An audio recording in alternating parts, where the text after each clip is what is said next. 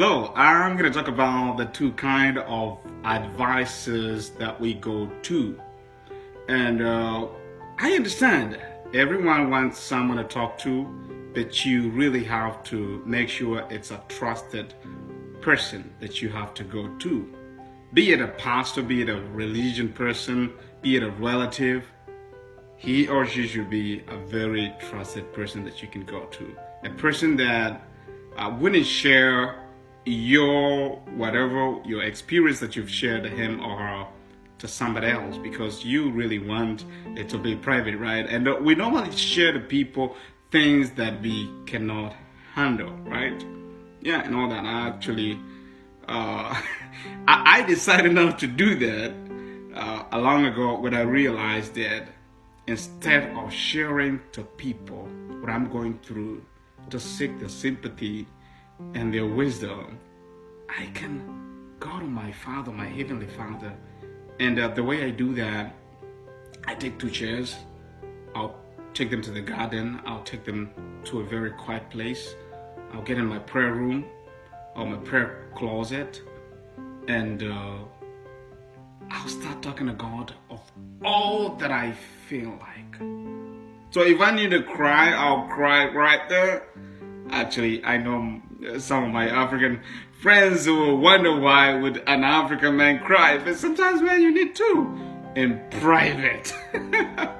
But I would do that in public, but it depends where. In America, yeah. In America, men cry. In Africa, men do not cry. They suck it up, and it's not good as a psychologist and a mental health fan.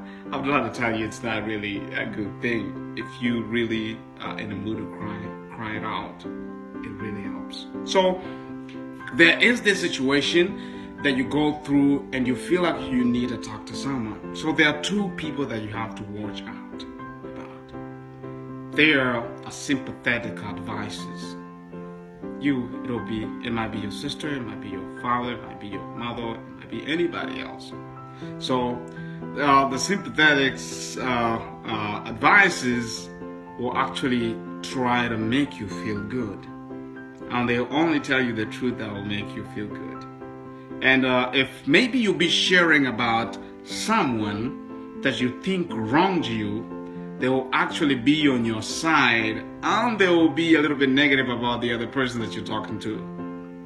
And with my point of view, I'm not sure that should be the counselor or the advice that you should go to. But the next one, I think this is my favorite, is the advice that tells you the truth, no matter how it is. Like, this is a kind of advisor who tells you what you did wrong, and even sometimes gives you with a fixing solution to that. And for example, and mostly with my counseling career and experiences, sometimes it's mostly women that are most of our clients. So a woman will really talk so negative about her man, but as we are progressing with our counseling, I'll pose a question and I'll ask her, in all that, do you remember what you did wrong? Do you remember how you reacted? Do you remember the times that you were so negative? Do you remember how you triggered his emotion and say whatever he did? Do you remember the kind of yelling, the shouting that you did, all the pride and all that you did to your man? And she'll be like, he just made me do it. Yeah, of course, he made you do it, but you was not supposed to do it, right? What am I trying to say? I'm trying to say that there are counselors and advisors that we will reach on our point of need that will tell us the truth. But there are others who will try actually to get us to feel good. And maybe that wouldn't be what you should prefer, because this is what I believe. Whenever you're going through right now, whenever you'll be going through in the future, and whatever you went through in the past were meant to teach you, to train you, to strengthen you, and prepare you for now or for the future.